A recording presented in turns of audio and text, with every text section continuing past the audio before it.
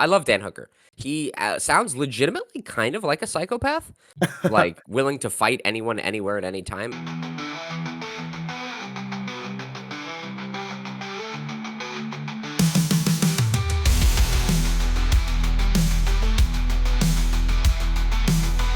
All right, welcome to another episode of Two Fight Fans, where we talk about all things in combat sports. I'm one fight fan, Collin. And I'm the other Stewart. All right, so today we're going to do our picks, and our Yes. wage is going to do a little bit. Is going to be updating a little bit, but let's do our picks first here. So should we go Okay. from the top down, from the first fight to the last? What do you want to do here, Stu? Let's do top down. And for anyone who's listening just to this episode, we did a whole episode talking about Dricus du Plessis and Israel Adesanya. We already made those picks. We're not going to tell you what they are. Go listen to the other episode. We need the listens. Yeah, so we're going to jump straight to the co-main event because we've already talked at length, over an hour, about the Yeah. title fight. Well, let's get it official though. Like, who are you saying by what? Come on, just give it to me. No, yeah. I tell you, I flip-flop so much, I can't. I know. I think Israel Adesanya by TKO KO in the third round. Okay. But I want it on the record that I say Israel will win the first round pretty convincingly. Then if Dricus wins a round, it will be the second round. And then if it's going to end in the way I think it does, Israel will come back after that. Collin, on the other hand, thinks Israel will win the first, or Dricus will win the first round, which I think is crazy. That's I think Adesanya needs to get his reads, man. I have never seen. That's no. Okay, and then what's yours officially? I'm gonna say Adesanya fourth round TKO. Okay. Great. Yeah. And look, if it comes down where we tie, whoever wins the first round of this fight, that'll be the tiebreaker. How's that sound? Okay. There we go. Yeah, because I can't be having this bullshit where I pick Curtis Blades, but you're like, Curtis Blades will win round one. I'm like, never in a million years. And then, of course, he loses in round one entirely. All right. Yeah, you're more disappointed. You're more upset about the fact that I said that it would go to a second round than who actually won. Oh yeah. It's because we read through in the review, and I was like, Tom Aspinall never goes to a second round, and I respect you and your martial arts opinion and your fighting acumen, and I was like, this bitch is crazy. What is he talking about?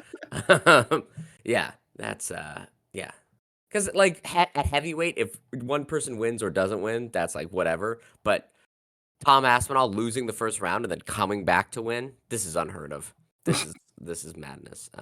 Okay, but we're way past that now. It's UFC 305, and we're talking about the co-main event, which I think probably will be fight of the night. Oh, okay. Kai Kara-France versus Steve Erceg. Yeah. Give me your thoughts on this fight. Yeah, so okay.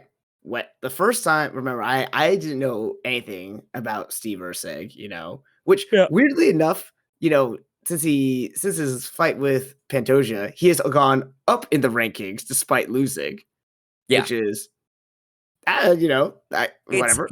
It's a weird thing. I kind of understand it because he should have been ranked a little bit higher. And the fact that like it was his donkey-brained move in the fifth round of that fight that cost him it. Where he's like, "What if I grapple even though I'm winning standing?" And you're like, "What are you doing, Steve?" Yeah. So I kind of get it. They need to kind of iron out how the fuck these rankings actually work, though. Yeah. Because it's fucking 100%. baby town frolics right now. Yeah, it's hard to keep track of what's going on. Yeah, but Steve Erceg going up against Kai Kara-France. Since we've done a lot of stats and things going into fights, I want to read some off to you right now. So, all right, Steve Erceg, 5'8" in the 125 division, pretty tall guy for this here. Gangle monster. Yep. Yes, very long reach there. Kai Kara-France, 5'4", which makes more sense. 125. Okay, just reach just like me, my height. Yeah, I'm with it. Reach 68 inches for Steve Erceg. Mm-hmm. Kai Kara-France 69 reach. Yeah, 69-inch reach. So he has a 1-inch reach advantage despite being 4 inches shorter. Yeah. Well, so Steve Erceg has normal arms, and Kai Kara-France has got some sort of gibbous monkey arm thing going on. Yeah, I didn't realize like how long his arms were for his body. Yeah. So, like, N- Now he will be punching up, yes. right, which will negate some of it. And I know punching down will negate something, but it's a little bit easier to punch with power down for old Mhm. Stevie boy. Uh, but yeah, Kai Kara France got them big long arms, and Yeah. Cody Garbrandt learned that the hard way, trying to close the distance, running directly into his fists multiple times. Well, what do you know? What do you know about Kai Kara France other than being surprised by little man long arm? Again, what do you mean by what do you mean by Oh, that? like what fights you remember of him? How do you like? What do you think of his style? He's been out for is it 2? No, it's only been a year at this point. Due A to year and a half. yeah, what do you call it? Concussion protocol. Got a concussion in training and then just Oh, that's right. That's hasn't what been you were able to saying. come back. So probably good to take the time off for his brain. He's doing it smartly. But could see a little bit of ring rust in there. Yeah. Who's to say? Yeah, I've seen only a handful of his fights. So, I saw the Cody Garbrandt fight. I saw the Moreno fight. I did not see the Royval fight. Now that I'm looking down here, yeah, I really like him. I like everyone from this. I don't know what the gym is actually called, but this kind of fight camp. Because it's City him. kickboxing. City. Thank you. Okay, so it's him, Izzy, and Dan Hooker all together, right? They're all on this card together as well. Yeah, and Alexander Volkanovski trains there occasionally. It's not his home Oh, gym, but okay. it's a gym that he has a lot of like, ooh, here comes the worst word ever, cross pollination with. Yeah. Feel like I'm in a But corporate boardroom talking about like sales figures and marketing. Um, gross. yeah, it hurts. But Anyway, keep going. yeah, but anyway, they all have, they always come in with like a sound game plan. They're well trained, they're well schooled. So I like their fighting styles overall. It does seem that the ring rust can play a factor, and how old is actually Kai Kara France? I thought he was still fairly young, right? I think they're both like still in their 20s, but Oh, Kai Kara France is 31, but okay. Yeah, so he's that getting up there for 125. yeah, yeah. But Steve Erceg really did impress me in his fight against Pantoja a few months ago. Mhm. I He I was don't a round and one decision or like one decision in a round away from winning the title. yeah, yeah. I Yeah, mean, I didn't think it was that close. I thought that Pantoja had won. I think I said 4-1, you but crazy. um but yeah, I this is an exciting match. I do I in my heart I want Kai Kara France to win because, you know, short boys unite, but I don't know. I was very impressed by Steve Erceg, and I don't know how much like a year and a half, coming off of like a concussion protocol, injury, like for that long. That's a little alarming there. But I do like the dynamics of Kai Kara France. I like his striking, his speed. I just I'm wondering how he'll overcome the height disadvantage in that regards, Mhm. and how he'll deal with the long layoff at one of the faster paced divisions. Yeah. Yeah, that makes sense. Because in my mind, there's kind of like 2 X factors. There's an X factor for each. One is the one we've talked about, right? He had had a concussion in training, Kai Kara France, and has been off for a while. He'll probably have some ring rust. Who knows? I doubt he'll be gun shy, right? It wasn't like he sustained the concussion in a fight, and so like fighters usually get gun shy after they get knocked out really bad in a fight because they're like, I hope it doesn't happen again. Um, but Steve Erceg, on the other hand, as well, this is a 3-month turnaround since he fought Pantoja, and that was a pretty blood and guts fight, right? Yeah. They both like took chunks out of each other, like in the same way that Cheeto Vera came back after taking a beating from Sean O'Malley, but didn't get knocked down or knocked out, and then he gets knocked down against Figueiredo. Like, will Steve Erceg's chin be a little bit more squishy, just because of how quickly he's coming back after taking big shots from Pantoja? Mhm. I don't know. Um, Kai Kara France, all of his losses have come from either A, people who are really strong wrestlers and top game wrestlers. So Amir Albazi really like took him down and controlled him Mhm. when he fought Askar Askarov. Even though he won that fight, like there were long stretches where Askarov just kind of like controlled him on the ground, and Kai France doesn't have the most. He has a fine guard and he's a fine bottom player, but he can't really get up from those really like powerful guys. That's not Steve Ursig, but I think Steve Ursig has slightly better wrestling than Kai France. But the striker that he lost against was Moreno.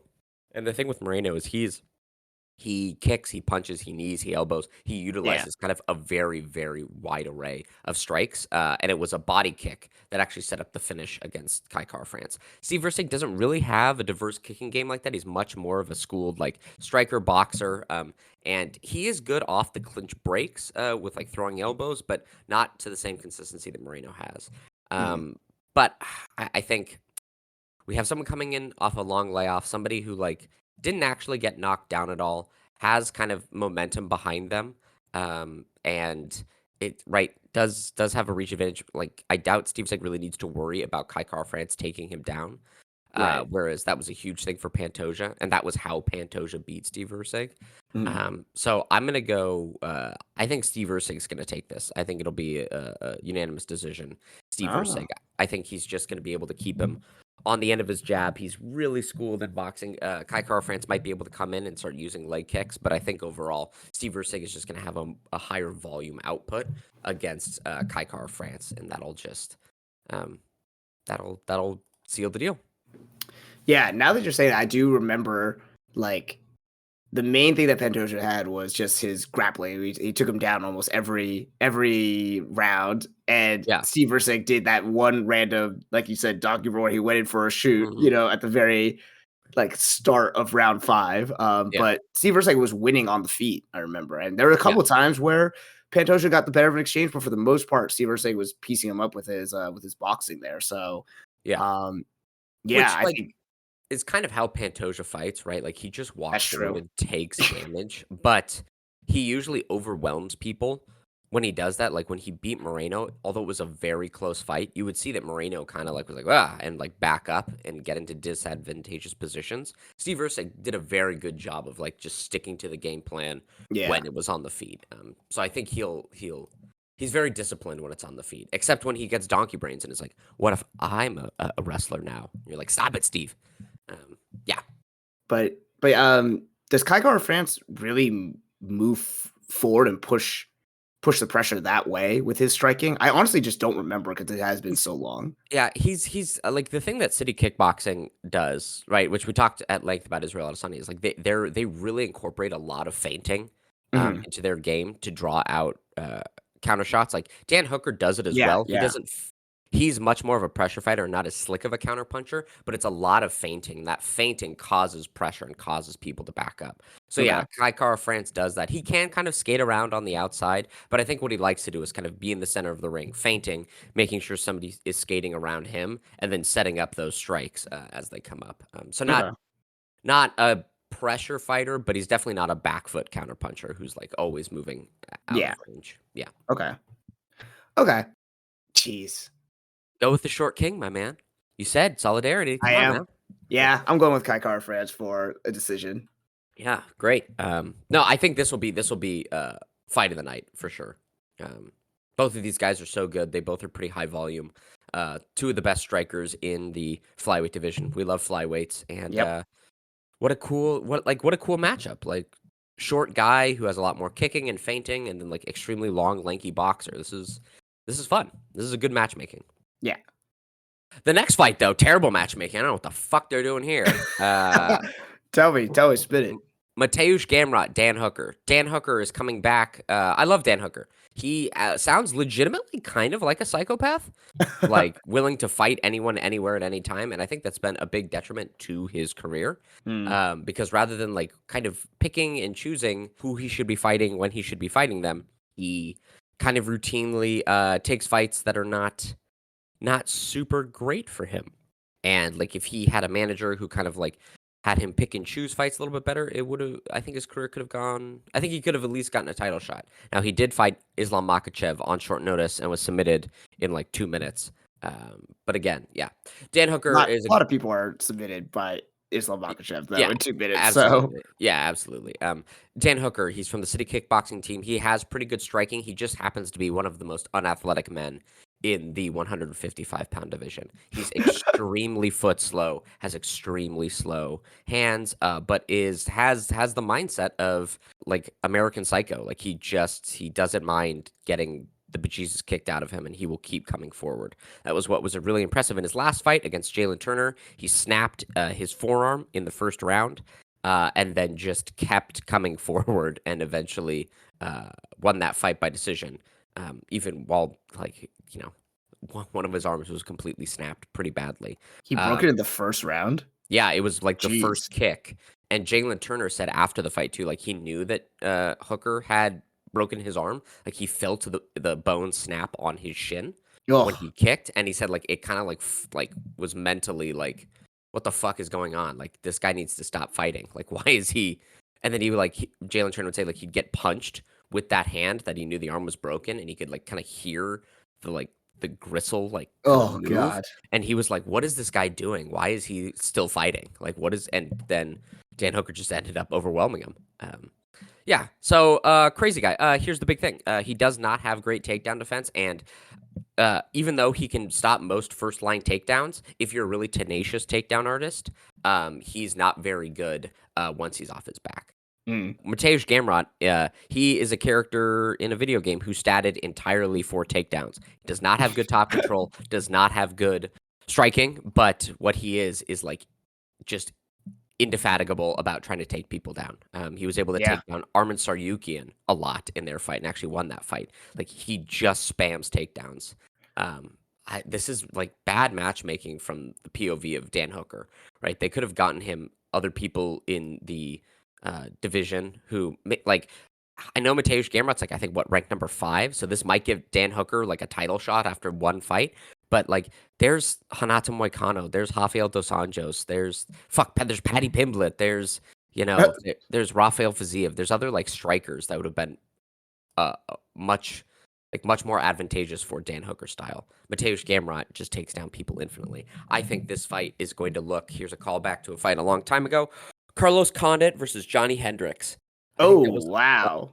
a fight in which Johnny Hendricks took Carlos Condit down like 5 or 6 times each round. He was like very bad at keeping Carlos Condit on the ground, but Mm. he would take Carlos Condit down. It would take Carlos Condit like 10 seconds to like, shrimp away or reverse and then stand up. And then Johnny Hendricks would like dive right back in and it was just like takedown after takedown after takedown after takedown. It looked like somebody practicing with like a grappling dummy. Mm.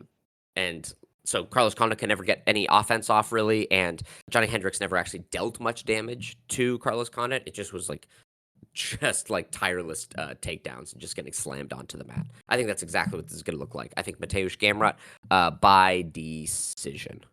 Mateusz Gamrot by decision. Yeah. Okay. Okay. So you don't think that Dan Hooker will be able to?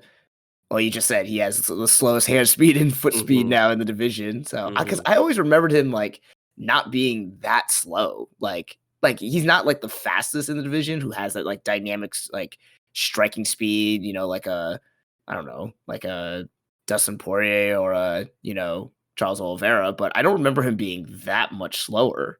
Like Okay, like he's pretty like for a top 10 or top 15 guy, he's pretty slow. okay, Because right, like you said, like what would be the thing that you need to do? You know that Mateusz Gamrot is going to run in on you. Dan Hooker does have a good uppercut and he does have a good step up knee. I just have never seen him time it super well okay, off of like like an opponent exploding into him, right? I've seen it timed well when they're like at range, kind of like moving around, and then they start kind of coming together slightly as they're closing the distance, but never as somebody's like blitzing at him have I seen him like catch someone. Almost like Conor McGregor would like throw that left hand just as somebody would be blitzing in at him. He doesn't have that. And when he tried to go for speed with Edson Barbosa was able to hit him like 6 times per every time Hooker hit him, and eventually like uh Hooker's body just like gave out and he just mm, kind of like collapsed in the ring. Um, yeah, so I don't know. The last time I saw him knock someone out with like a step up knee as they were shooting for a takedown was against Jim Miller, and Jim Miller is like very slow and old as well. mm. I don't think prime Mateusz Gamrot is that's gonna happen to him. Yeah. As soon as you drew the comparison between Carlos Condit and Johnny Hendricks fight, I could totally see like Yeah. that's a really good call. Like this could totally be that, which would be kind of disappointing, because like Yeah. I remember when that fight happened, I was like, this fight, like I guess good job, Johnny Hendricks, but also like I'm not entertained by this. Like the throws were impressive, but it was just like you couldn't do anything off of it. Yeah. And And And Mateusz Gamrot suffers with that in every fight. Like he takes people down and he just cannot keep them down. He just yeah, doesn't have good top control. He's like, it'd be interesting to see him fight Islam Makhachev because he might be able to take Makhachev down multiple times. But like once he gets down, he seems like he kind of panics, like or he's excited. He's like a he's like dog that gets a surprised. toy. Yeah, he's like, oh shit, I got him. Okay, what do I do? Ah, fuck, they're up. Ah, get it. Like it's like yeah, it's like a dog like getting a chew toy and then being like, what do I do with this? Yeah, but that's gonna work against Dan Hooker because he doesn't. Right, this isn't like Charles Oliveira or Islam Makhachev or other people that like can really be like, oh, you want to take it to the ground? I'm ready to reverse you instantly. Um, yeah, and I just like, I don't know. I wish the UFC wouldn't have booked this fight for Dan Hooker. Right, he is Yeah. such a fun fighter, and he's such a good test for people breaking into uh, the top 15 to see like how is your striking and like how are you going to compete against Justin Gaethje, Dustin Poirier. I mean, even as Islam Makhachev has got phenomenal striking. Like we need to like be testing people with that. But he just doesn't have the requisite takedown defense. Yeah. Yeah, yeah. I was kind of hoping for more of a dynamic between like can Dan Hooker's striking, outlast or,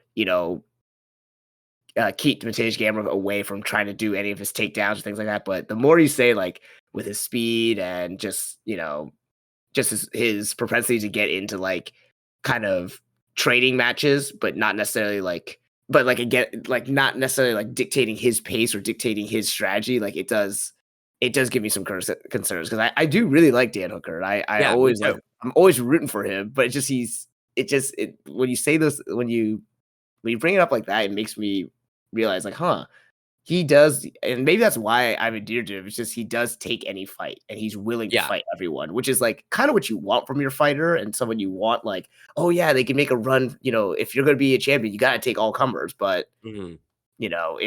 it just hasn't worked out for him in that regards. Like he gambled big, but then lost on that, which Yeah. sucks. It's too He's bad. really he kind of exists that we always or at least I sometimes forget to include him in that like we talk about like the this like class of lightweight fighters or this old guard of lightweight fighters. Charles Oliveira, Justin Gaethje, Dustin Poirier, Michael Chandler, Conor McGregor that are these action fighters, right? Like these Mhm. actual gunslingers. And Dan Hooker definitely deserves his place in that kind of pantheon. Like Yeah, he is bout it. And it's great, but it's at this point, he, he he needs a coach or he needs a manager that's just gonna be like, we don't want to fight Mateusz Gamrot, right? Like have him fight Hanato Moicano. Hanato Moicano is still a grappler, but he's not like this. Mateusz Gamrot's almost like Merab Dvalishvili in a bizarre way of just like I'm just going to out cardio and out takedown you. It's like what? mm. Why are we putting old Dan Hooker coming off of 2 arm breaks? Oh, he broke his arm again trying to come back to fight Bobby Green. He snapped it right in the Oh, same place in training. So now he's coming back the finally. same arm. The same arm in the same spot. Yeah, so it's Oh like boy. why are we throwing like put him in against even if someone who's not in the top 15, right? Like he will fight anyone. Like let's get him in against somebody who's going to like give us that action fight. We don't need to see him against Mateusz Gamrot, right? Mateusz Yeah. Gamrot really should be fighting for the title. And Mateusz Gamrot was the backup for the Charles Oliveira Islam Makhachev fight, the Oh second one. really? Yeah, and then when Charles Oliveira dropped out, rather than just using their backup fighter who was already in Abu Dhabi, Mateusz Gamrot, they gave it to Volkanovski on like 3 days' notice or whatever the fuck. And it was Oh, like, we already what? had a backup fighter. Yeah, it's the UFC does not want him winning because like his game is just takedowns, right? Oh He yeah. he doesn't ever submit anyone. He barely ever gets a KO or a TKO, right? His last finish was against Rafael Fiziev, but that's because Fiziev just like blew out his own knee. Anyway, all right, make your pick. All right, yeah, I'll go Gamrot as well. Mateusz Gamrot by decision. Like Yeah, but it is going to be kind of like just a boring. Yeah. he's just gonna get a bunch of takedowns. But and I don't know, since damage is the main scoring criteria now, and he Hmm. doesn't do damage with his grappling or his takedowns. Yeah. But I also have no faith in the judges that they'll stick to that. So I think they'll just like, ooh, big takedown and score it big for him. Like, Yeah. And I just struggle to see like because let's say Mateusz Gamrot gets 3 to 4 takedowns in each round. Or let's just say 3. He gets 3, like he picks him up and slams him down. But then Dan Hooker does like land a couple of good strikes on him. yeah, Again, like just the fact that you've slammed someone, you've had some time on top. That's I think that'll still probably win. yeah, yeah. I Um, could still see you know, Mateusz Gamrot getting kind of bruised and like puffy in his face from like maybe the jabs or whatever that Dan Hooker mhm. does land, and Dan Hooker looking like nothing, but he would still lose Yeah. the fight because of that. Alrighty. Next fight, fuck, it's heavyweight and it's Oh bad yeah, heavyweight. your Tell me, favorite types. yeah, tell me what you think about this fucking fight. First of all, I am surprised. One, I shouldn't be surprised. One, that these guys have been fighting as long as they have, and they're still like ranked where they're ranked. Yeah. But it is heavyweight, so Yeah, whatever. there's like Like you said, 10 people in the division, right? yeah. I'm surprised. One, Rosenstruck is ranked lower than Tuivasa, and is a 230 favorite. I mean, he should be the favorite. He'll probably I beat Tuivasa. yeah, I believe, but I just didn't realize he was ranked that much lower than him. But Yeah. again, ranking, whatever the fuck, you know? Yeah, exactly. Yeah, so this really comes down to be I feel like, okay, it comes down to Rosenstruck's initial, like, explosive striking power. Like, he is a strong, big guy and Mhm. throws bombs. Tuivasa habitually has absorbed a lot of punishment, and if he can absorb it long enough, he can come back for, like, a comeback win, you know? Mhm. Now, can he do that against Rosenstruck? I don't know. That's a real tough ask for anyone, but Mhm. he's done it before. And but who was it? Let me look really quickly. Yeah, when Rosenstruck fought, oh, it's been that long now. Yeah, he Yeah, it doesn't was against Ngannou when he just ran straight into Ngannou and like No, tried to. Ngannou ran straight into him, eyes closed, flailing. Oh yeah, okay, okay. And if you go back and look at that, Rosenstruck's eyes are open, and he hits Ngannou 2 or 3 times on the way Yeah. in. Like, he's a pretty good counterpuncher. He just nobody can withstand the flailing power of Of Ngannou. Ngannou. Yeah. Yeah. But yeah, so I will say, yeah, I'm gonna say Rosenstruck Yeah, by second round TKO. that's gonna be mine. I'll change it to first round just in case. Oh, Alright. Yep, that's exactly right. Tai Tuivasa has no defense. Jairzinho Rozenstruik, despite being not a very active fighter, I mean, like he'll throw one punch around if that's all it takes to win. He is a decent counterpuncher for heavyweight. Tai Tuivasa has too many openings. I think Rozenstruik will probably just catch him with something as Tai Tuivasa blitzes in, and that'll be that because Tai Tuivasa's been TKO'd, KO'd quite a few times. yep. Rozenstruik has enough power to do that. This fight sucks. Who cares? Yeah, Rozenstruik, whatever. Like, this is not a good fight. I don't.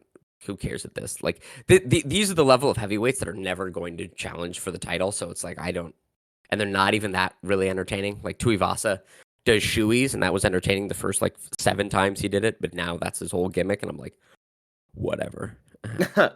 Yeah. All right. Yep. I say Rosenstruck first round. You say Rosenstruck second round. Right. I Okay. think that's probably right.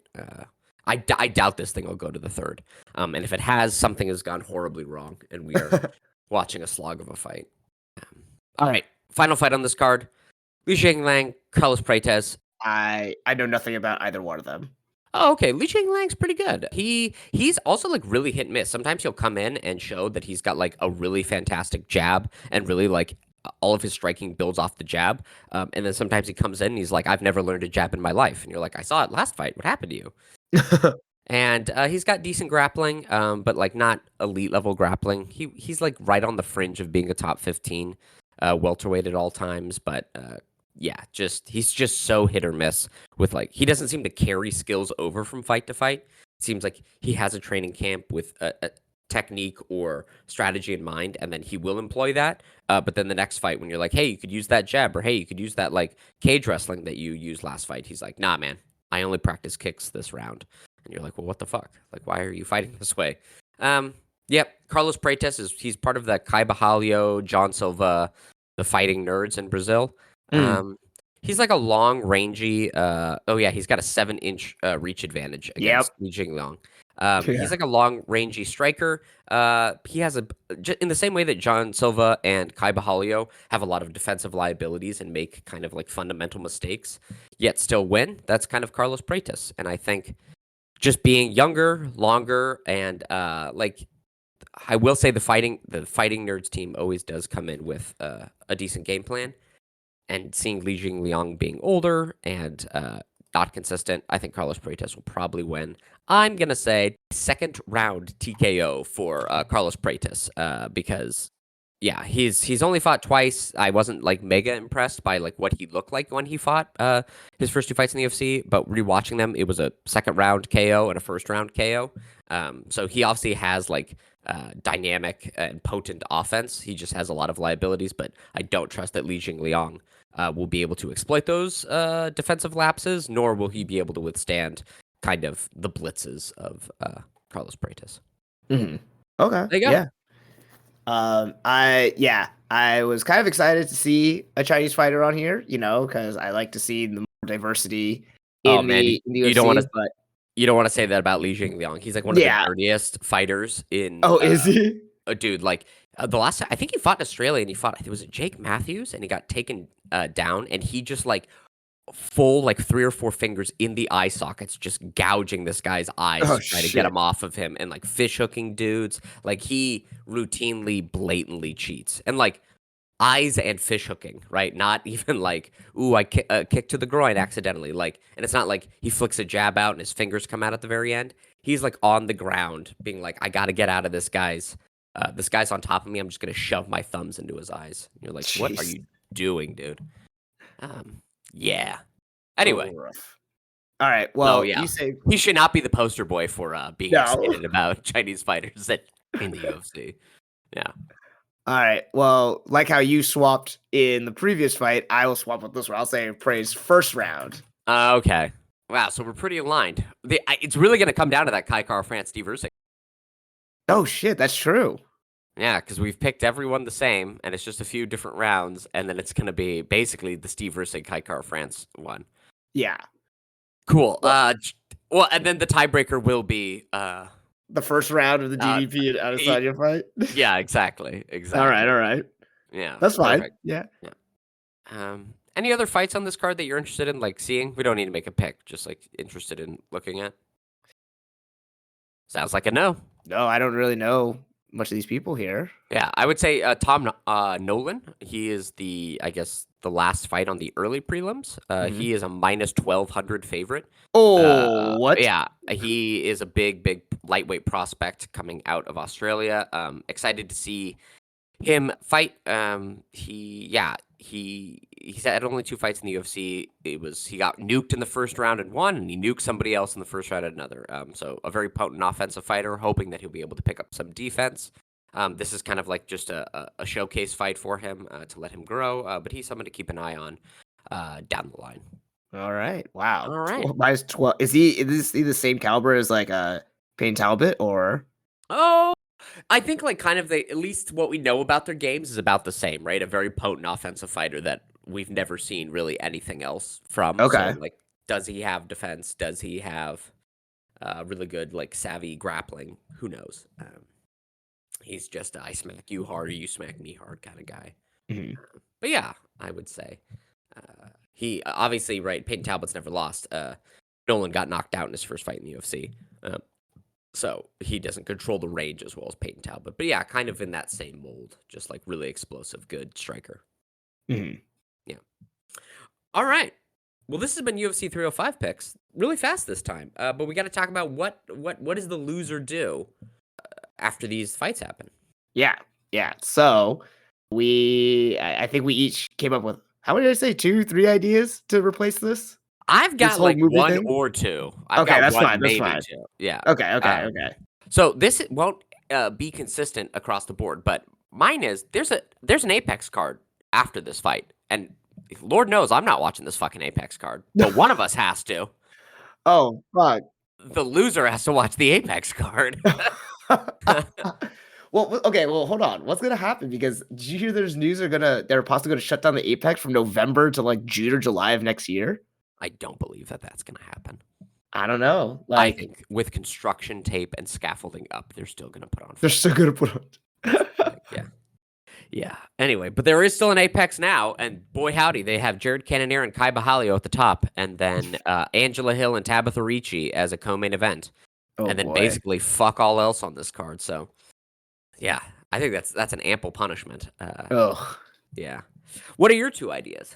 So one of them was to like again, kind of like do a quick profile on either like, a reflection on a not a historical, but kind of like doing our own background on some fighters, kind of reevaluating, okay, like who they are, because like I still can't believe people are saying like GSP was never as good as he actually was, or like Yeah. all these things. So I think we should set the record straight with some of that. Like whoever lost, the winner will pick someone that we can go into detail on, talk a little bit more about their highlights and whether or not they actually stand up to the test of time here. Okay. And who do you That's want to do first for that if we do that? Oh, I mean, we could do anyone. Like we could start with GSP since apparently that's the name in Yeah. all the young pupils' All right. minds. But these are things kind of like like I didn't know who Mark Kerr was, so like this could be something that like I actually learned about. Like Yeah. Okay. Okay. there's that, and I don't know. The only other thing that I thought of was like, okay, we could tally up our wins at the end, and the loser has to do like at the end of the year has to do something, whether that's donate to a cause or get a stupid ass tattoo that they lost. I don't know. No. We're not doing any sort of tallying up of anything. Yeah, let's Come do the GS. on. No. Let's do the GSP thing or the All right. Apex All right. one. Either way. Okay. Alrighty, All right. everybody. Alrighty. This has been Two Fight Fans Podcast. I'm One Fight Fan Stuart. I'm the other Collin. And God, we'll see who wins this one. I hope Yeah. it's me. All right. Bye. Bye.